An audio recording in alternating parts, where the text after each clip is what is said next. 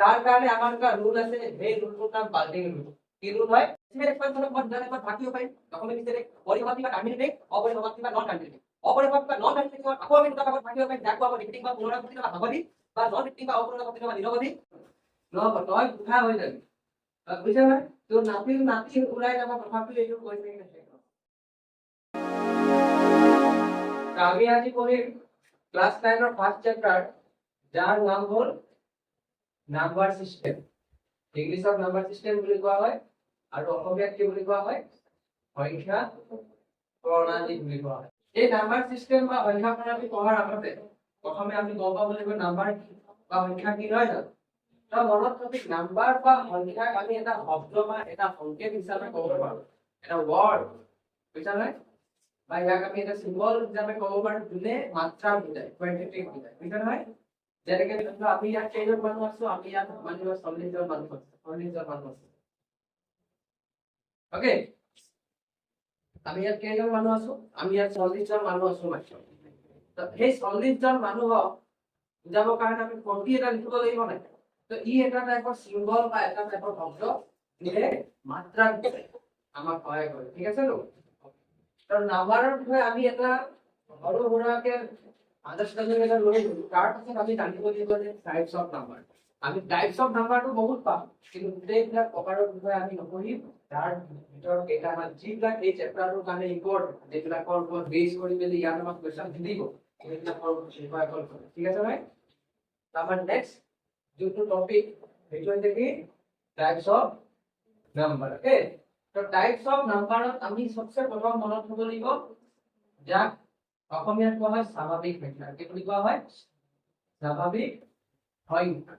আৰু যাক ইংলিছত কোৱা হয় নেচাৰেল নাম্বাৰ। কি বুলি কোৱা হয়? নেচাৰেল নাম্বাৰ বুলি কোৱা হয়। এই নেচাৰেল নাম্বাৰ বা স্বাভাৱিক সংখ্যা মানে কি হয় মনত ৰাখিবি। নেচাৰেল নাম্বাৰ বা স্বাভাৱিক নাম্বাৰ নেচাৰেল নাম্বাৰ বা স্বাভাৱিক সংখ্যা মানে হ'ল যোনটো ষ্টাৰ্ট হ'ব কিহৰ পৰা? 1 ৰ পৰা, আৰু এইফালে পজিটিভ সাইডে গৈ থাকিব, দুখি নহব। এইবিলাকক আমি কি বুলি কম? নেচাৰেল নাম্বাৰ বুলি। ওকে, কিন্তু স্বাভাৱিক সংখ্যা বা নেচাৰেল নাম্বাৰটো হ'ল যোনটো ষ্টাৰ্ট হ'ব 1 ৰ পৰা আৰু পজিটিভ সাইডে গৈ, সেইটো আমি স্বাভাৱিক সংখ্যা বা নেচাৰেল নাম্বাৰ বুলি কওঁ। তাৰ পিছত আৰু এটা নাম্বাৰ আছে যাক কোৱা হয় অসমীয়াত পূৰ্ণ সংখ্যা। কি? পূৰ্ণ সংখ্যা বুলি কোৱা হয়। আৰু যাক ইংলিছত কোৱা হয় হোল নাম্বাৰ বুলি। কি? হোল নাম্বাৰ বুলি কোৱা হয়। ঠিক আছে? এটা হোল ইয়াত মাছ নহয়, যেনেকে ৰূপচন্দা মাছ থাকে, ৰৌ মাছ থাকে, তেনেকে হোল ইয়াত মাছ নহয়। হোল কি এটা টাইপৰ নাম্বাৰে হয় যোনটো ষ্টাৰ্ট হয় আমাৰ 0 পৰা আৰু 1 2 3 4 5 6 এইবিলাক গৈ থাকে। ওকে, এইটো আমাৰ কি? Whole number. তাৰ পিছত 3D নম্বৰত আমাৰ আছে যাক অসমীয়াত কোৱা হয় অখণ্ড সংখ্যা বুলি। কি বুলি কোৱা হয়? অখণ্ড সংখ্যা বুলি কোৱা হয়। ইংলিছত যাক ইন্টিজাৰ বুলি কোৱা হয়। কি বুলি কোৱা হয়? ইন্টিজাৰ বুলি কোৱা হয়। যোনটো একদম নেগেটিভ সাইডৰ পৰা আহি থাকিব, তাৰপিছত -2 -1 0 1 2 এনেকে গৈ থাকিব, যাৰ না কোনো আদি থাকিব না কোনো অন্ত থাকিব। এই ভগৱান নিচিনা কাম কৰে, বুজিছা নহয়? এতিয়া যেনেকে স্বাভাৱিক সংখ্যা আমি তেতিয়া চালো ইয়াৰ এটা আদি আছে, মানে ষ্টাৰ্টিং পয়েন্ট এটা আছে নাই? কিন্তু ষ্টাৰ্ট হৈছে 1 ৰ পৰা আৰু এইফালে গৈ আছে। যেনেকে পূৰ্ণ সংখ্যাৰ এটা ষ্টাৰ্টিং পয়েন্ট আছে 0, তাৰ পাছত এইফালে গৈ আছে। এইফালে আমি ৰাংচালি পাই যাম, ৰাংচালি পাৰ হৈ গুড়াগাছ পাই যাম, গুড়াগাছৰ পৰা পাঁচ বহুত পাই যাম, তথাপি শেষ হ'ব নহ'ব, তই উঠা হৈ যাবি। বুজিছা নাই? তোৰ নাতি ওলাই যাব, তথাপিও এইটো কৈ থাকি শেষ নহয়। কথা বুজিলি?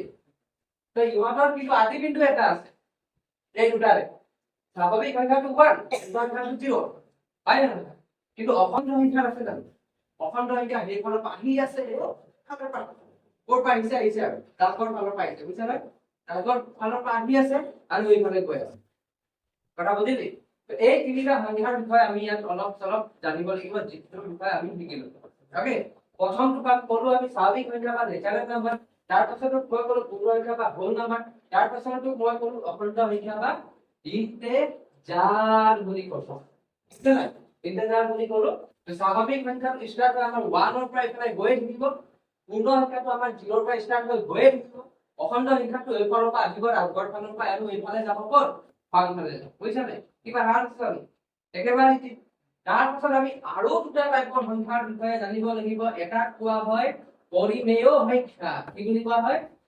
পৰিমেয় সংখ্যা যাক ইংলিছত কোৱা হয় ৰেডিঅনেল নাম্বাৰ নহয় ৰেচনেল নাম্বাৰ কি বুলি কোৱা হয়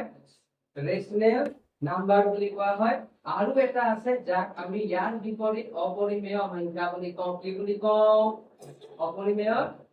সংখ্যা বুলি কওঁ যাক ইংলিছত কোৱা হয় ইৰৰেচনেল নাম্বাৰ কি বুলি কোৱা হয় ইৰৰেচনেল নাম্বাৰ আমি যোনটো এই সংখ্যা প্ৰণালী চেপ্টাৰ পঢ়ি আছো যে তাৰ মেইন হিৰোটো হয় পৰিমেয় সংখ্যা বুজিলে তাৰ মেইন হিৰোটো হ'ল ৰেচনেল নাম্বাৰ আমি ইয়াত ৰেচনেল নাম্বাৰৰ বিষয়ে একদম বহুত ডিটেইলছত পঢ়িব লাগিব কাৰণ ম্যাক্সিমাম কুৱেশ্যন ইয়াৰ ওপৰতে বুজিছো আৰু এই ইয়াৰ বাহিৰেও বহুত সংখ্যা আছে যেনে মৌলিক সংখ্যা যৌগিক সংখ্যা বুঝা না prime number composite number even number odd number মানে ধ্রুব সংখ্যা অধ্রুব সংখ্যা বুঝা যায় তুমি কি কম গণনা এটা পাইছো কি বুঝা যায় তাদেরকে মৌলিক সংখ্যা যৌগিক সংখ্যা আছে যাক ইংলিশত প্রাইম নাম্বার কম্পোজিট নাম্বার বলি কোৱা হয় যৌগিক ধ্ৰুব সংখ্যা আছে অধ্ৰুব সংখ্যা আছে ইভেন নাম্বাৰ অড নাম্বাৰ আছে বুঝিলো তেনেকে বহুত টাইপৰ নাম্বাৰ আছে কিন্তু আমাক মেইনলি এতিয়া এইগুলাই পঢ়িব ইয়াৰকে পুৰা কমপ্লিট হৈ গ'ল স্বাভাৱিক সংখ্যা পূৰ্ণ সংখ্যা অপূৰ্ণ সংখ্যা পৰিমেয় অপৰিমেয় এতিয়া আমি পৰিমেয় আৰু অপৰিমেয় কথা পুৰা ডিটেইলছ হ'ব বুজিছা নাই মুঠতে ইমান মনত থবি যে এইবিলাক হ'ল মা বাবা এইবিলাক বাচ্চা বাচ্চা এইটো সবচে সৰু বাচ্চা সৰু ল'ৰাটো এইটো তাতকৈ অলপ ডাঙৰ ল'ৰাটো এইটো তাৰপিছত এইটো তাৰপিছত এইবিলাক আৰু ইহঁতৰ একদম মেইন গডফাদাৰ কোন হয় গডফাদাৰটোৰ নাম হয় বাস্তৱ সংখ্যা কি বাস্তৱ সংখ্যা কি বাস্তৱ সংখ্যা যাক ইংলিছত ৰিয়েল নাম্বাৰ বুলি কোৱা হয় কি বুলি কোৱা হয় ৰিয়েল নাম্বাৰ বুলি কোৱা হয় ইয়াৰলৈকে কিবা প্ৰবলেম আছে নেকি নাই একো প্ৰবলেম নাই প্ৰবলেম বুজিলি নহয় তাই এটা কোৱা হয় স্বাভাৱিক সংখ্যা যোনটো ষ্টাৰ্ট ফ্ৰম 1 কোনোবাই যদি সুধিব স্বাভাৱিক সংখ্যাৰ আদি বিন্দু আছে নাই আমি ক'ব লাগিব ইয়েস আছে বেটা স্বাভাৱিক সংখ্যা ষ্টাৰ্ট হয় 1 ৰ পৰা আৰু এইফালে গৈ থাকি তাৰপিছত তুমি যদি কোনোবা পূৰ্ণ সংখ্যা আছে নাই আছে বেটা পূৰ্ণ সংখ্যা 0 ৰ পৰা ষ্টাৰ্ট হয় আৰু এইফালে গৈ থাকিব অখণ্ড সংখ্যাৰ কথা ক'লে এই ফালৰ পৰা আহিব আৰু এইফালে গৈ বুজিলা কথা এতিয়া আমি পৰিমেয় আৰু অপৰিমেয় সংখ্যাৰ বিষয়ে অলপ ডিটেইলছত পঢ়ি ল'ম দেই এতিয়া আমি কাৰ বিষয়ে পঢ়িম পৰিমেয় সংখ্যা যাক ইংলিছত কোৱা হয় ৰেচিঅনেল নাম্বাৰ কি বুলি কোৱা হয় ৰেচিঅনেল নাম্বাৰ যাক ডিনোট কৰা হয় কিহেৰে কিউৰে ডিনোট কৰা Q is a set of rational number ঠিক আছে और পৰিমেয় সংখ্যা বা কি কলো মই ৰেচিঅনেল নাম্বাৰ এতিয়া চাই লও আমি যোনটো আজি চেপ্টাৰ পঢ়ি আছো তাৰ মেইন হিৰো কোন হয় ফাৰুক খান পৰিমেয় সংখ্যা হয় ৰেচিঅনেল নাম্বাৰ হয় নে তো আমি ইয়াত এতিয়া ইয়াৰ বিষয়ে পুৰা ডিটেইলছত পঢ়িব লাগিব ঠিক আছে মানুহ হ'ব কাৰণে কিছুমান গুণ লাগিব অকল একদম চেহেৰা ধুনীয়া আছে আমি কাপোৰ পিন্ধি আছো বাইক চলাই আছো বুলি ক'লেতো মানুহ নহ'ব মানুহ হৈ নাযাম হয় নাই ব্যৱহাৰ পাতিও ঠিক হ'ব লাগিব চৰিত্ৰ ঠিক হ'ব লাগিব হয় নাই গোটেইবিলাক ঠিক হ'ব লাগিব নাই তেনেকে পৰিমেয় সংখ্যা হ'ব কাৰণে সংখ্যাবিলাকৰ কিছুমান গুণ লাগে মই একদম নৰ্মেল ভাষাত কৈছো দেই পৰিমেয় সংখ্যা হ'ব কাৰণে সংখ্যাবিলাকৰ কি লাগিব কিছুমান গুণ লাগিব আৰু এই গুণ তিনিটা হৈছে প্ৰথমে সংখ্যাবিলাক দেখাত p বাই q নিচিনা হ'ব লাগিব কেনেকুৱা p বাই q নিচিনা য'ত q not equal to 0 হ'ব লাগিব কি হ'ব লাগিব q not equal to 0 হ'ব লাগিব আৰু য'ত p আৰু q হ'ব লাগিব তোমাৰ অখণ্ড সংখ্যা কি হ'ব লাগিব অখণ্ড সংখ্যা যাক ইংলিছত কোৱা হয় ইন্টিজাৰ বুজিলি কথাটো এই তিনিটা গুণ যদি কোনোবা এটা সংখ্যাই স্যাটিসফাই কৰে তেন্তে আমি ডাইৰেক্ট কৈ দিম যে আচ্ছা বেটা এইটো কি সংখ্যা হয় পৰিমেয় সংখ্যা হয় কিবা প্ৰবলেম একো প্ৰবলেম নাই হয় না একদম ভাতৰ লগত পানী গিলি দিয়া দিছিল বুঝলো পানী ডাইৰেক্ট হ্যাঁ পঢ়িয়ে খাই লে ভগৱান চাই যেনেকে एग्जांपल এটা লও এতিয়া যদি মই বুদ্ধি আচ্ছা বেটা বলো 1/2 যে পৰিমেয় আৰু অপৰিমেয় তই কবি লেখাটো ডাইৰেক্ট পৰিমেয় পৰিমেয় লাগিছে কাৰণ এই b / q নিচিনা আছে q not equal to 0 আৰু p q দুটা অখণ্ড সংখ্যা ইন্টিজাৰ হয় না প্ৰথম কন্ডিশন স্যাটিসফাইড দেখোতে এইটো যদি p ধৰো এইটো যদি q ধৰো দেখা p / q নিচিনা আছে ওয়া so beautiful just looking like a wow হয় না আচ্ছা q not equal to 0 হয় না আচ্ছা p q দুটা ইন্টিজাৰ দেখো ওয়া দেখো তো দুটা ইন্টিজাৰ আছে মাল ধুনীয়াকৈ মিলি আছে তো 1/2 আমাৰ এটা কি হয় পৰিমেয় সংখ্যা তাৰ পাছত আমি আৰু একটা এক্সাম্পল ললো -2/3 কয় বলি ওকে এইটো যদি p হলো এইটো যদি q হলো তেন্তে এইটো দেখাটো p/q নিচিনা আছে যদি q not equal to 0 আছে হয় নাই p q দুটাই অখণ্ড সংখ্যা -2 টো কি অখণ্ড সংখ্যা নহয় জানো হয় কাৰণ আমি তো অলপ আগত কৈছিলো যে মাইনাসৰ পৰা আহি থাকিব প্লাসৰ লৈকে যাব গোটেই সংখ্যাবিলাকক আমি কি বুলি কম অখণ্ড সংখ্যা বুলি নকম জানো বুজিছা না আল্লাহৰ এইটো পাবি কিন্তু এটা চাই বুজিছা না গোটেইবিলাকক আমি অখণ্ড সংখ্যা বুলি নকম জানো বুজিলি গোটা হ'ব লাগিব সংখ্যাবি পইণ্টৰ দশমিকত থাকিলে যাক আমি অখণ্ড সংখ্যা বুলি নকম যেনেকে ধৰ 1.1 তো তুমি দাদা 1.1 টো অখণ্ড সংখ্যা হয় না নহয় আমি আনসাৰ কি বুলি কম নহয় কেলে কি ইয়াত এটা পইণ্ট আছে অখণ্ড সংখ্যা হ'বৰ কাৰণে একদম দুটা হ'ব লাগিব যেনেকে -1 -2 -4 -5 বা 1 to 100 1000 1 লাখ তেনেকুৱা বুজিলি ইয়ালৈকে কেছ বনি গ'ল নহয় তাৰপিছত আমি দেখিলো -2 আৰু -3 ইহঁতে দুটা অখণ্ড সংখ্যা হয় q not equal to 0 আছে p/q আগৰত আছে তেন্তে আমি ধুনীয়াকৈ ক'ব পাৰিম যে আচ্ছা -2/3 কি নিচিনা আছে এটা -2/3 কি হয় এটা পৰিমেয় সংখ্যা বুজিলি কথাটো ইয়াকো আমাৰ কন্ডিশন ধুনীয়াকৈ স্যাটিসফাই আছে তাৰ পাছত আমি দেখিলো আৰু এটা সংখ্যা গলো 5 মই ক'লো বেটা 5 টো পৰিমেয় সংখ্যা হয় না নহয় কোৱাচোন হ্যাঁ 5 টো কেনেকৈ পৰিমেয় সংখ্যা হ'ব এইটো তো p/q নিচিনা নাই তাৰ পাছত মই তোমাক আনসাৰ দিলো গাঁঠৰ গৰু বুলি কেলে কাৰণ আমি জানো প্ৰতিটো সংখ্যা তলত এটা কি থাকে এক এটা থাকে নাই এক এটা যদি আমি বহাই দিছো তেন্তে ইয়াক যদি কি ধৰো ইয়াক যদি কি ধৰো দেখা p/q নিচিনা হ'ল নাই যদি q not equal to 0 হ'ল নাই p আৰু q দুটা ইন্টিজাৰ হ'ল নাই তেন্তে 5 টো পৰিমেয় নে অপৰিমেয় আমি ক'ব লাগিব 5 টো এটা কি হয় পৰিমেয় সংখ্যা কি হয় নাই কিবা আন হৈছে নাই আচ্ছা ইয়াত যদি মই এটা অলপ ইম্পৰ্টেন্ট কোৱেশ্চন শুনি দিম 0 টু ৰেশনাল নে ইৰেশনাল বুঝা নাই 0 টু পৰিমেয় নে অপৰিমেয় পৰিমেয় হয় নাই তা আমি আনসার দিব লাগিব যে 0 টু এটা কি হয় আমি আনসার দিব লাগিব 0 টু এটা কি হয় পৰিমেয় সংখ্যা হয় বুঝলি 0 টু কেলে পৰিমেয় সংখ্যা হয় কাৰণ 0 তলতো এটা কি থাকিব 1 থাকিব হয় না 0 তলতো এটা 1 থাকিব ইয়াকো যদি আমি ভালকে চাও ইয়াক যদি কি ধৰো তেনে দেখোতে এই লাইন নিচিনা আছে না নাই আছে যদি q ইকুয়াল টু 0 আছে নেকি নাই q ৰ জায়গাত 1 আছে মানে প্ৰথম কন্ডিশন স্যাটিসফাই কাৰণ দেখান p/q নিচিনা আছে যদি q not equal to 0 second condition satisfy third কন্ডিশনটো আছিল যে c আৰু q কি হ'ব লাগিব অখণ্ড সংখ্যা বা ইন্টিজাৰ আমি জানো যে 0 টো ইন্টিজাৰ বা 1 টো ইন্টিজাৰ এক্সট্রা কে হয় নাই তেন্তে আমি বলু যে দুইবিলাক গুণ মিলি আছে তেন্তে আমি ক'ব লাগিব যে 0 টু পৰিমেয় নে অপৰিমেয় আনসার দিব লাগিব গোটেই হাত উঠাই একে লগত কি 0 টু কি হলে অপরিমেয় হয় কারণ একদম মূল কালত মারিতে বাম কালত কি পাবো বুঝছ না 0 টু এটা কি হয় পরিমেয় যাক ইংলিশত কি বুলি কোৱা হয় ৰেশনাল নাম্বার বুঝলি কথা টাইটান যদি তো করবা হলে 0 is পরিমেয় or অপরিমেয় 0 is rational or irrational তো ক'ব লাগিব 0 is rational কাৰণ ইয়াক আমি p/q আকৰণত প্ৰকাশ কৰিব পাৰো যদি q not equal to 0 আৰু p/p আৰু q অখণ্ড সংখ্যা বা ইন্টিজাৰ ইয়ালৈকে কথা বুজি পালি একো প্ৰবলেম নাই ওকে এটা চাই আমি পৰিমেয় সংখ্যাৰ বিষয়ে ডিটেইলছত পঢ়িম হয় না এটা চাই লওঁ এতিয়া মানিলো আমাৰ লগত এটা কোৱেশ্চন আহি গ'ল আমাৰ লগত এটা কোৱেশ্চন আহি গ'ল 3.14 কি আহি গ'ল 3.14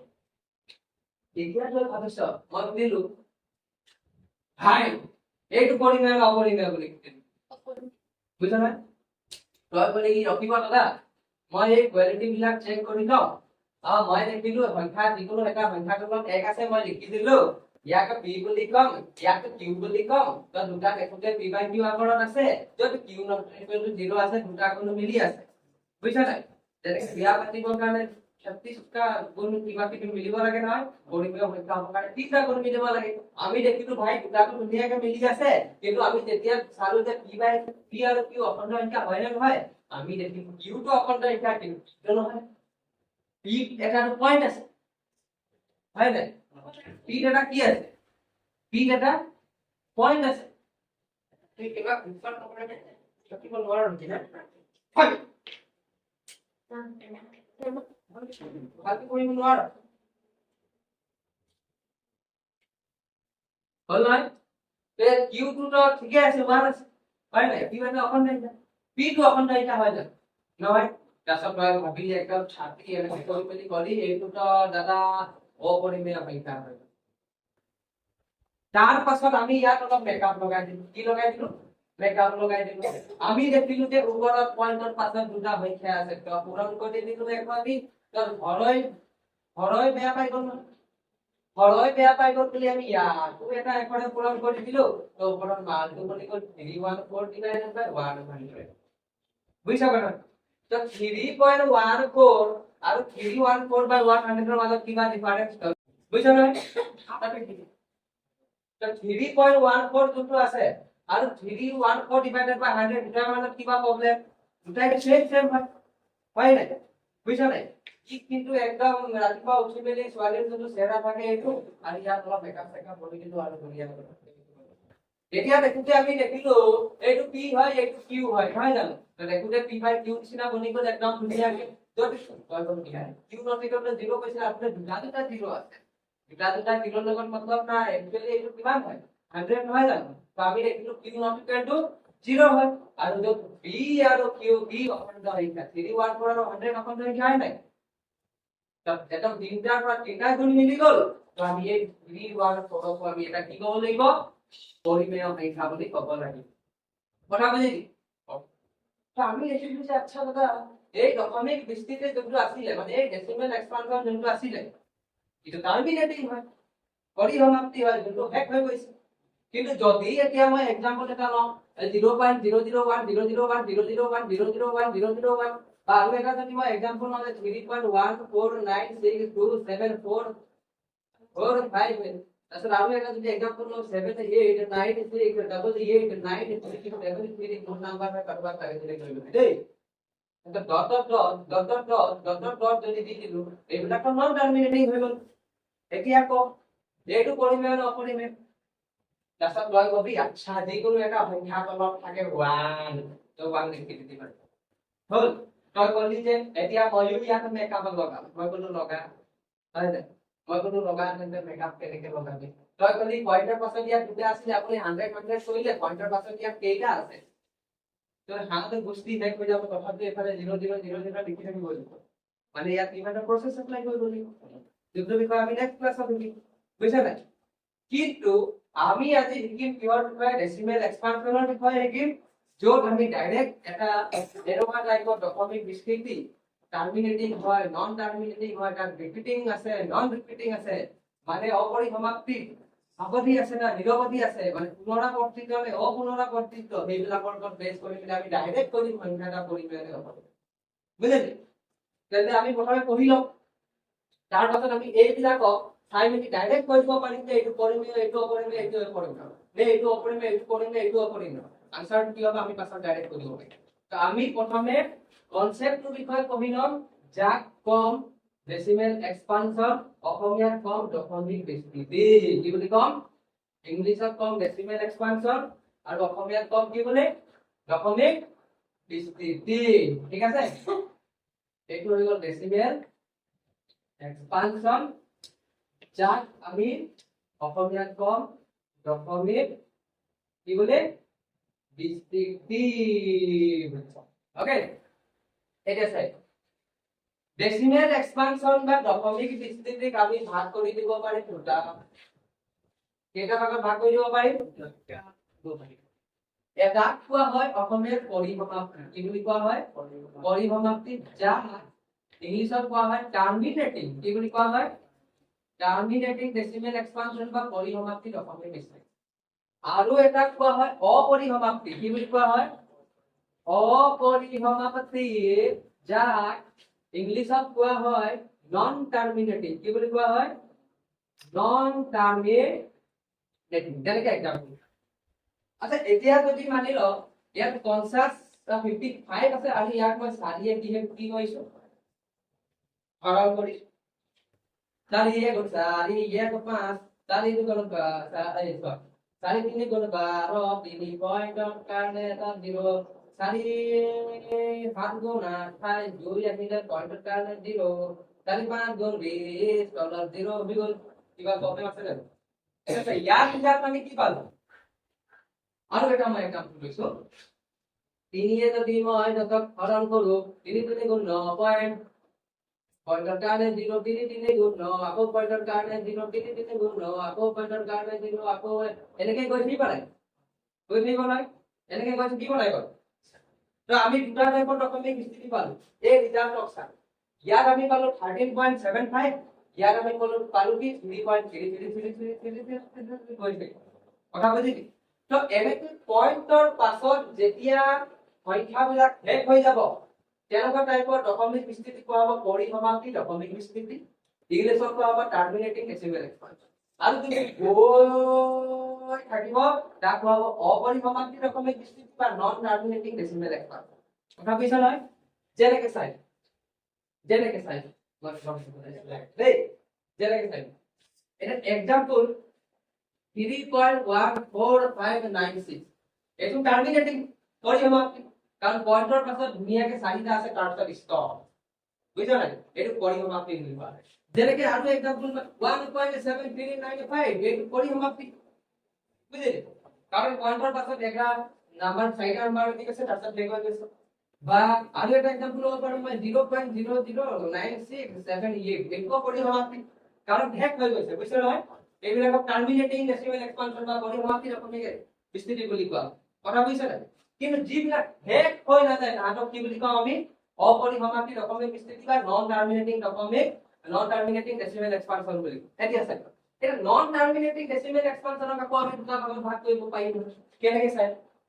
এটা মানি ল 0.001 001 001 001 কি আছে দেই এটা আছে মানি ল 3.33 অলপমান চাই দিলো 3.33 কি আছে দেই তাৰ পাছত তই পুগুৰু হ'ব আৰু বাকি দিব পুগুৰু কেমেৰা ফোনডাল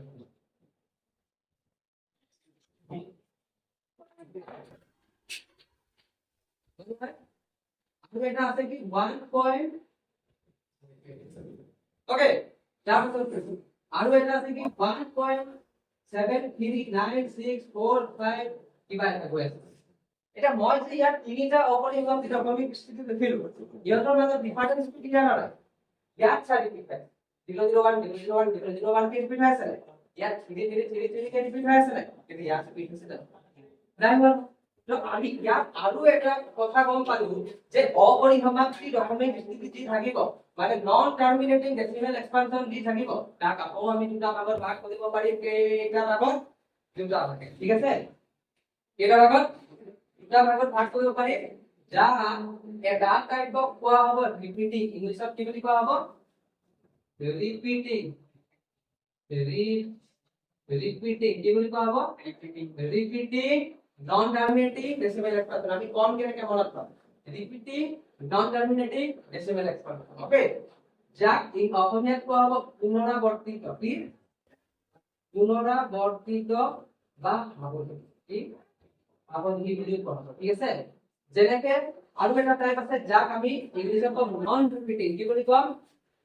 নন ৰিপিটিং বুলি কম যাক ইংলিশ অসমীয়াত কোৱা হ'ব অপুনৰাবৰ্তিত কি বুলি অপুনৰাবৰ্তিত যাক অসমীয়াত আৰু এটা ভাষা নিৰৱধি আৰু এটা শব্দ নিৰৱধি বুলি কোৱা ঠিক আছে কথা বুজিছা নহয় তো আৱধি বা পুনৰাবৰ্তিত বা ৰিপিটিং ইহঁতৰ এক্সাম্পলটো কি হ'ল ইহঁতৰ এক্সাম্পলটো হ'ল 0.001 001 001 001 এইবিলাকক আমি আৱধি বুলি কম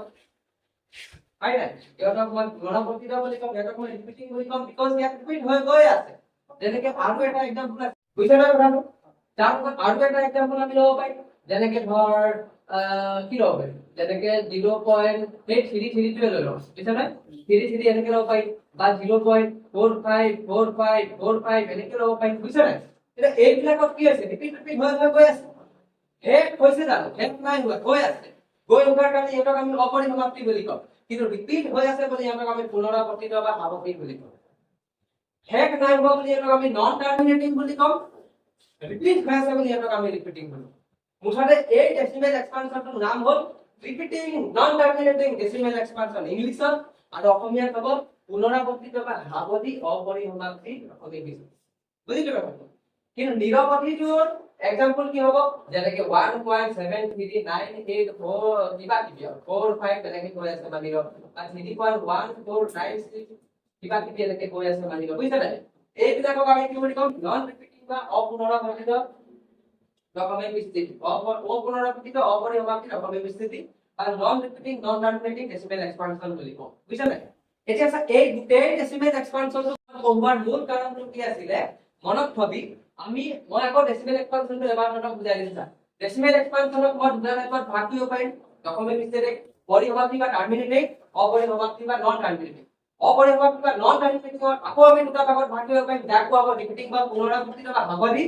বা নন ৰিপিটিং বা অপুনৰাবৰ্তিত বা নিৰৱধি এতিয়া মনত থবি যদি ডেসিমেল এক্সপানশন এটা পৰিসমাপ্তি আৰু ৰিপিটিং হ'ব তেন্তে আমি চকু মুদি কৈ দিম যে সংখ্যাটো কি বুলি পৰিমেয় সংখ্যা বুলি বা যাক ইংলিছত কি বুলি কোৱা হয় ৰেশিয়নেল নাম্বাৰ বুলি কোৱা হয় আৰু যদি এটা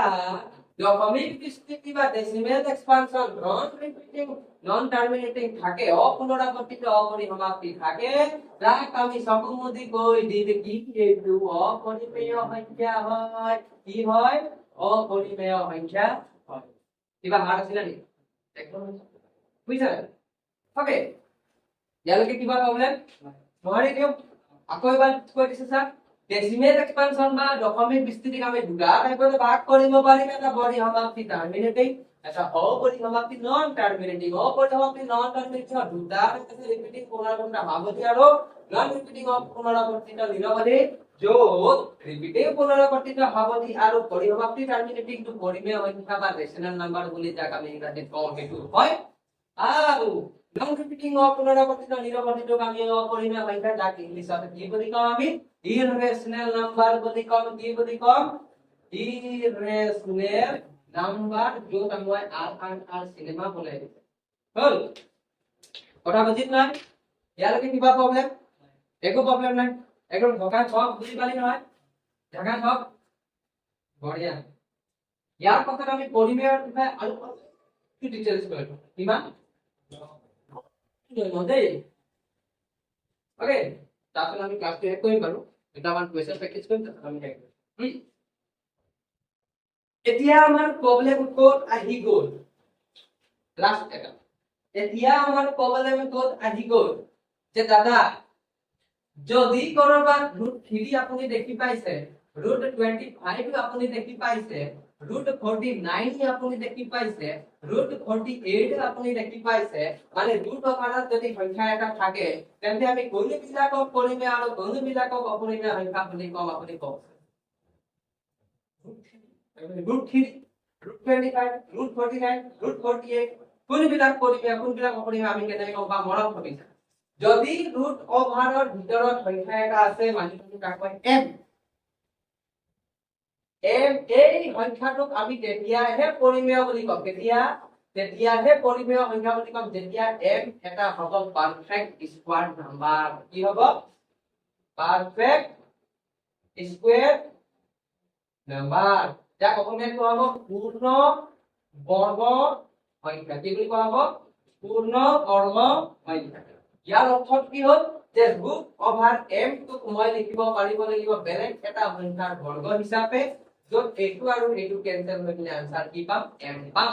তেন্তে ইয়াত যে √3 আছে 3 টো পূৰ্ণবৰ্গ সংখ্যা হয় নেকি নহয় তো এইটো পৰিমেয় সংখ্যাও নহয় ইয়াত 25 টোক আমি 5 স্কয়াৰ বুলি লিখিব পাৰিম এইটো গ'লে কেনসেল তেন্তে পূৰ্ণবৰ্গ সংখ্যা হয় মানে এইটো পৰিমেয় সংখ্যা হয় আচ্ছা 49 টোক আমি 7 স্কয়াৰ লিখিব পাৰিম মানে পূৰ্ণবৰ্গ সংখ্যা হয় মানে এইটো পৰিমেয় সংখ্যা হয় 48 টোক লিখিব নোৱাৰিম তো মানে 48 টো পূৰ্ণবৰ্গ সংখ্যা নহয় ন তো এইটো কাৰণে আমি ডাইৰেক্ট কৈ দিব লাগিব যে √48 ইজ নট এ কি পৰিমেয় সংখ্যা ওকে তো পৰিমেয় সংখ্যাৰ কনসেপ্ট আমাৰ ইমানতে শেষ আমি এতিয়া কিছুমান কোৱেশ্চন কৰো হা আমি কিছুমান কোৱেশ্চন কৰো যাৰ পাছত আমি আজি ক্লাছটো শেষ ঠিক আছে নহয় ক্লাসটো বেশি স্পিড কৰাইছো নেকি ঠিক আছে আমাক প্ৰশ্ন এটা দিলে যে কলে যে ক বেটা তলৰ কোনবোৰ মানে which of the following are rational number ঠিক আছে না ইংলিশত মানে এনেকে যে কোনবোৰ পৰিমেয় সংখ্যাটো কোনবোৰ পৰিমেয় সংখ্যা কই তুমি কই প্ৰশ্নটো ধুনীয়াকে লিখা থাকিব আমি এনেকে গাঁৱলীয়া ভাষাত লিখি দিছো আৰু দেই চাই আমাক ইয়াক a টো দিলে root over 225 আমাক b টো দিলে 0.49 বা 49 12 মাত্র গৈ থাকিব ঠিক আছে না 49 দি গৈ থাকিব c আমাক দিলে 93.46 ঠিক আছে না d আমাক দিলে 3.987645 e টো আমাক দিলে 3√3 divided by √3 বুঝলি তাহলে f টো আমাক দিলে 5√3 minus √3 divided by 2√3 আচ্ছা √3 বহুত দিলো এবার √2 দিলো না তাহলে g টো আমাক কি দিলে কি দিব ভাই ধর 0.001 h টো আমাক কি দিলে 1/0 আর i টো আমাক কি দিলে 0/2 তার পাছত আমাক দিলে যে বলো বলো তারারা তলৰ কোনবোৰ অক্ষৰ পৰিমেয় সংখ্যা হয় বুলি কৈছে ঠিক আছে না চাই লও এতিয়া আমি লগাব লাগিব আমাৰ মাথা তাৰ পাছত আমি ইউজ কৰিব লাগিব আমাৰ কনসেপ্ট আৰু একেবাৰতে আমি ক'ব লাগিব যে এই পৰিমেয় হয় আমি প্ৰথমটো দেখিলো যে 225 টো পূৰ্ণবৰ্গ সংখ্যা হয় কি কাৰণ ইয়াক আমি 50 স্কয়াৰ হিচাপে লিখিব পাৰো যদি স্কয়াৰ আৰু এটো কেনসেল কৰিলে 15 পাই গলো তো এইটো এটা পৰিমেয় সংখ্যা হয় তাৰ পাছত আমি দেখিলো অলপ আগতে আমি কৈছিলো ইয়াক আমি এনেকে লিখিব পাৰিম ন 4949 আমি দেখিলো দুটাকে ৰিপিট হৈ আছে মানে দশমিক স্থিতিৰ কোনটো পাৰ্ট আমি মন কৰিলো আচ্ছা দশমিক স্থিতিতে কি পুনৰাবৰ্তিত অপরিসমাপ্তি দশমিক স্থিতি মানে রিপিটে নন টার্মিনেটিং ডেসিমাল এক্সপানশন হয় যেটা একটা পরিমেয় সংখ্যা হয় তো আমি ডাইরেক্ট কম্বাইন করলে কি হয় পরিমেয় সংখ্যা হয় আমি দেখিলো ই তো পরিসমাপ্তি দশমিক স্থিতি হয় হয় না টার্মিনেটিং ডেসিমাল এক্সপানশন হয় আমি ডাইরেক্ট কই দিব লাগিব যে আচ্ছা এটা ই তো পরিমেয় সংখ্যা কিন্তু ই তো নন টার্মিনেটিং হয় কিন্তু রিপিটিং হয় না আমি কম দিন ই পরিমেয় সংখ্যা নহয় কি পরিমেয় সংখ্যা হয় না আমি এইটো তো রূপটি আছে এত রূপটি আছে এটা পরিমেয় সংখ্যা নহয় কারণ 3 তো এটা পারফেক্ট স্কয়ার হয় পূর্ণবর্গ সংখ্যা হয় কিন্তু আমি দেখিলো বাহ এটা ব্যাকআপ প্রকার আছে ভাই যদি ব্যাকআপটো উঠাই দিও রূপটি ক্যান্সেল কৰি দিও আমি 3 হে পাম এতিয়া আমি পরিমেয় অপরিমেয় আমি কম ও এইটো পরিমেয় বুঝা নাই এটা ডায়লগ আছে যোনটো মই ইয়াত কম আৰু খব পাইলে জানো বুঝা নাই दूर से देखा तो गुलाब फूल मिली है चले सामने से देखा तो विवाह और ठीक है এটা নিজে বুঝিলো তারপর স্যার ইয়াকু সে 2 তো এটা পারফেক্ট স্কয়ার নাম্বার হয় পূর্ণবর্গ সংখ্যা হয় তাহলে ইয়াক আমি পরিমেয় সংখ্যা কম নে কম আমি দেখিলো লেট কাৰোবাৰ লগত একো নাই তো এক এটা আছে ওপৰৰ পৰা ৰুটটো কমন লৈ ললো ইয়াক 5 - 1 কৰিলে ইয়াক ৰুটটো কৰিলে ৰুটটো গল ইয়াত আমি 4/2 পালো যদি এটো কাটিটো কিমান পালো 2 পালো 2 টো পৰিমেয় নপৰিবে ইও পুৰা ধুনীয়াকে মেকআপ হৈ আছিল যেতিয়া আমি একদম এনেকে মটৰৰ পাইল লৈ মিলি চেহাৰা যেতিয়া মাৰিছিলো দেখিলো যে একদম নিয়া কন্যা এটা ওলাইছে বুঝা যায় আমি বল পালো যে তুমি এটা পৰিমেয় তো এইটো এটা পৰিমেয় ওকে ইয়া দেখিলো এইটো দশমিক বিস্তৃতিটো পরিসমাপ্তি হয় ইও এটা পরিমেয় সংখ্যা আমি দেখিলো ও রহস্যতে গন্ড আমি দেখিলো যে এইটো p/q আকাৰত আছে হয় নাই কিন্তু q ইকুয়াল টু কি আছে 0 পরিমেয় হ'ব কাৰণে হ'ব লাগে q নট ইকুয়াল টু কি 0 এইটো আমাৰ হবনে পৰিমেয় সংখ্যা নহব কিন্তু এইটো পৰিমেয় সংখ্যা হ'ব কেনে p/q ফৰ্মত আছে তো q নট ইকুয়াল টু 0 আছে p আৰু q দুটাৰ অপূৰ্ণ সংখ্যা হয় বুঝিলো আৰু এনেকুৱা টাইপৰ আৰু বহুত কোৱেশ্চন এনসাৰ কিনাবোৰ আছে যেবিলাক নিজৰ ভিডিঅ'ৰ পৰা সলভ কৰি লবি ওকে ইয়াৰ পাছত আমি লাষ্ট এটা টাইপৰ কোৱেশ্চন কৰিম ঠিক আছে আৰু আজিৰ ক্লাছটো আমি এন্ড কৰিম ঠিক আছে ৰাইট তাৰপিছত আজিৰ ক্লাছটো আমি এণ্ড কৰিম ট্ৰু অৰ ফলছ কৰিম এতিয়া কি কৰিম আমি ক'ব লাগিব যে সত্য মানে ট্ৰু নে অৰ অসত্য মানে কি ফলছ তলত কিছুমান স্টেটমেন্ট দিয়া থাকিব এই স্টেটমেন্ট বিলাক ট্ৰু নে ফলছ বুলি আমি ক'ব লাগিব ওকে মানিলো প্ৰথম কোৱেশ্চনটো দিলে যে প্ৰতিটো পূৰ্ণ সংখ্যা পৰিমেয় সংখ্যা এই প্ৰশ্নটো মই কেনেকৈ বুজিম প্ৰতিটো পূৰ্ণ সংখ্যা কি পূৰ্ণ সংখ্যা যাক কি বুলি কোৱা হয় হোল নাম্বাৰ হয় নাই হোল নাম্বাৰক আমি পৰিমেয় সংখ্যা পৰিমেয় বা ৰেশনেল বুলি কয়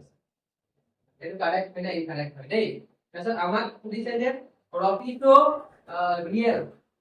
ৰিয়েল মানে কি বাস্তৱ নহয় জানো বাস্তৱ সংখ্যা এটা অপৰিমেয় কি অপৰিমেয়ৰ লগত কেছ নাই আমাক ক'লে যে স্বাভাৱিক কি বুলি ক'লে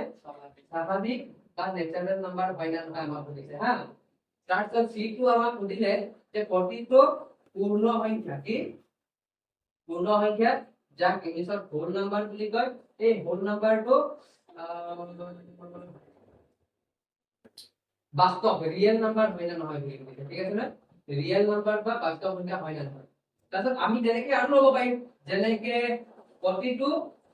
অখণ্ড সংখ্যা যাক ইন্টিজাৰ বুলি কোৱা হয় এই ইন্টিজাৰটো পৰিমেয় বা ৰেশনেল হয় না নহয় আমাক ক'লে এটা আছে এতিয়া এই প্ৰতিটো কোৱেশ্চনত আহি যায় কি জানা না আমাৰ আগত কনফিউজন তাৰ কাৰণে আমাৰ এটা ৰুল আছে এই ৰুলটোৰ নাম বাল্টিং ৰুল কি ৰুল হয় বাল্টিং ৰুল হয় এটা আমি বাল্টিং ৰুল কই নাম লিখিছিলে নাই না বাল্টিং ৰুল কি হ'ব তাই বাল্টিং ৰুলৰ মনত ভাবে এই যোনটো স্বাভাৱিক সংখ্যা সবচেয়ে সৰু সৰু আছিলে না বুঝছ না খবৰ কনি তো এই স্বাভাৱিক সংখ্যাটো এইটো মানিলে স্বাভাৱিক সংখ্যা কি হয় স্বাভাৱিক সংখ্যা যাক আমি ইংলিছত কি বুলি কম নেচাৰেল নাম্বাৰ বুলি কয় না এইটো আমাৰ স্বাভাৱিক সংখ্যা স্বাভাৱিক সংখ্যাতকে অলপ ডাঙৰ আমাৰ আছে পূৰ্ণ সংখ্যা কি স্বাভাৱিক সংখ্যাতকে অলপ ডাঙৰ আমাৰ কি পূৰ্ণ সংখ্যা নহয় জানো যাক আমি ইংলিছত কি বুলি কম হোল নাম্বাৰ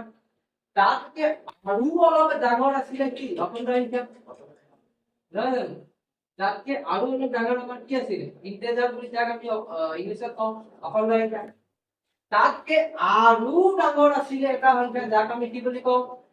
পৰিমেয় সংখ্যা কি বুলি কম পৰিমেয় যাক আমি ইংলিছত কি বুলি কৈছিলো ৰেশনেল নাম্বাৰ বুলি কৈছিলো তাকে এই ডাঙৰ বাল্টিং কি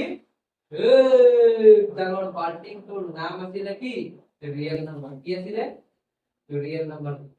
বুঝছা নাই সবচেয়ে সৰু বাল্টিংটো হৈ গ'ল নেচাৰেল নাম্বাৰ স্বাভাৱিক সংখ্যা তাতকে অলপ ডাঙৰ বাল্টিংটো হৈ গ'ল হোল নাম্বাৰ বা পূৰ্ণ সংখ্যা তাৰপিছত আমি ইন্টিজাৰটো তাতকে আৰু অলপ ডাঙৰ বাল্টিং অখণ্ড সংখ্যা তাতকে বহুত আৰু ডাঙৰ বাল্টিংটো হৈ গ'ল ৰেশনেল নাম্বাৰ বা পৰিমেয় সংখ্যা আৰু বহুত ডাঙৰ বাল্টিংটো হৈ গ'ল ৰিয়েল নাম্বাৰ বা বাস্তৱ সংখ্যা এতিয়া আমি পাঁচ যি প্ৰশ্ন সুধিছে বাল্টিংটো উঠাই ঘুমাই দিলে হৈ গ'ল প্ৰথমটো কৈছে পূৰ্ণ সংখ্যা পৰিমেয় সংখ্যা হয় নাই তো আমি পূৰ্ণ সংখ্যাটো লম আৰু পৰিমেয় সংখ্যাৰ বাল্টিংটো ঘুমাব নে ঘুমাব নহয় তো এই স্টেটমেন্টটো কি বুঝলি তাৰপাছত কি সুধিছে ৰিয়েলটো বাস্তৱ হয় নাই তো এই বাল্টিংটো উঠাই পিনে কিন্তু ইয়াত ঘুমাব পাৰিবি জানো নোৱাৰিবি না এইটো কাৰেক্ট নে ৰং কি হয় নাই তাৰপিছত তুমি যে পূৰ্ণ সংখ্যাটো বাস্তৱ সংখ্যা হয় নাই এই পূৰ্ণ সংখ্যাৰ বাল্টিংটো ললো বাস্তৱ সংখ্যা ঘুমাব নে ঘুমাব এই অখণ্ড সংখ্যাটো পৰিমেয় এই ইন্টিজাৰটো ললো এই বাল্টিংত ঘুমাব নে ঘুমাব তো এইটো কাৰেক্ট বুঝছা না কথা এটা এইবিলাক এনেই প্ৰথমতে আমি কনফিউজ হৈ যায় বুলি মনত থম একদম আল্ট্ৰা প্ৰ ম্যাক্স লেজেন্ড হৈ যাব তেতিয়া ডাইৰেক্ট মুখৰ পৰাই কৈ দিব পাৰি বুজিছা না কিন্তু যদি কনফিউজ হৈ যায় তো এই বাল্টিংটো ইউজ কৰি দিও ওকে তেনেকে টাইপৰ আৰু ভালেমান কুৱেশ্যনটো ল'ব পাৰিবি নিজৰ পিনৰ পৰা আৰু এইবিলাক তুমি হয়তো কল চাই নিজৰ পিনৰ পৰা সলভ কৰিবি দেই তো আজিৰ ক্লাছটো আমি ইমানতে সামৰিম আমি আজি পঢ়িলো কি ক্লাস 9 ৰ chapter number 10 chapter number 1 number system বা সংখ্যা প্ৰণালীৰ বিষয়ে পঢ়িলো য'ত আমি সবচেয়ে ফাৰ্ষ্ট সংখ্যাৰ বিষয়ে পঢ়িলো তাৰপিছত টাইপছ অফ নাম্বাৰ পঢ়িলো পৰিমেয় সংখ্যাৰ বিষয়ে বহুত শিকিলো ডেসিমেল এক্সপানশনৰ বিষয়ে শিকিলো তাৰপিছত স্কোয়াৰ ৰুটৰ ভিতৰত যদি থাকে মেট্ৰিকেশন পৰিমেয় কেতিয়া হ'ব শিকিলো অপৰিমেয় কেতিয়া হ'ব শিকিলো তাৰপিছত আমি বাল্টিং ৰুল শিকিলো হয় নাই ঠিক আছে নহয় অ'কে, আজি ক্লাছ আমি ইমানতে সমাপ্ত কৰোঁ। ভালকে পঢ়ি থাকিবি, একদম খালি। Okay, thank U.